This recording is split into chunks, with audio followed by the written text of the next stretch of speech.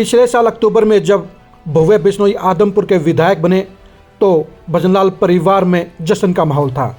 कुलदीप बिश्नोई और उनके परिवार के सभी लोगों के अलावा उनके हजारों समर्थकों को ये उम्मीद बनी थी कि भव्य बिश्नोई खट्टर सरकार में मंत्री बनेंगे और आदमपुर फिर से सत्ता का भागीदार बनकर विकास की दौड़ में शामिल होगा। लेकिन 6 महीने बाद अब यह साफ हो गया है कि भव्य बिश्नोई को अभी मंत्री नहीं बनाया जा रहा है। मंत्री नहीं बनाए जाने के चलते बिश्नोई परिवार के अंदर मायूसी का माहौल है और इसीलिए उनके चेहरों पर 2024 को लेकर चुनौतियां नजर आ रही हैं। बिश्नोई परिवार का साफ तौर पर आकलन था कि अगर भव्य बिश्नोई को मंत्री बना दिया जाता है तो सत्ता की हिस्सेदारी के बलबूते पर वे 2024 के चुनाव में भी आराम से जीत जाएंगे। इस बार के चुनाव में भी बिश्नोई परिवार ने सत्ता में हिस्सेदारी के नाम पर वोट मांगे थे। यह हकीकत है कि 1996 के बाद अभी तक भजनलाल परिवार सत्ता में नहीं आया है और सत्ता में भागीदारी के नाम पर ही आदमपुर के वोटरों से समर्थन मांगा गया था। बीजेपी में शामिल होने के बाद बिश्नोई परिवार को आदमपुर के वोटरों ने एक बार फिर से भरपूर समर्थन देकर भव्य बिश्नोई को विधायक बनाने का काम किया।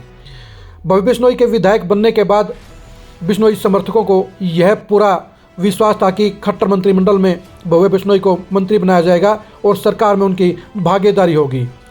अगर भव्य बिश्नोई को मंत्री बनाया जाता तो वह बीजेपी के लिए फ़ायदे का ही सौदा होता, क्योंकि बिश्नोई परिवार के बलबूते पर बीजेपी को लगभग आधा दर्जन सीटों पर मजबूत मदद मिलती है, मजबूत सहयोग बनता है और 2024 के चुनाव में इन आधा दर्जन सीटों पर बीजेपी के जीतने के आसार बढ़ जाते हैं। लेकिन पता नहीं क्यों बीजेपी बिश्नोई परिवार पर मेहरबान नहीं हो रही है और इसलिए भव्य बिश्नोई को मंत्री नहीं बनाया गया। हालात को भांपते हुए ही बिश्नोई परिवार ने 1 अप्रैल, 2 अप्रैल और आज 3 अप्रैल को आदमपुर हलके में धन्यवादी दौरे शुरू कर दिए हैं। भव्य बिश्नोई को विधायक बनाने का धन्यवाद करने के लिए कुलदीप बिश्नोई और भव्य बिश्नोई दोनों ही अपने समर्थकों के साथ सभी गाँव में जाकर वोटरों का धन्यवाद कर रहे हैं। ऐसा करना बिश्नोई परिवार की मजबूरी है।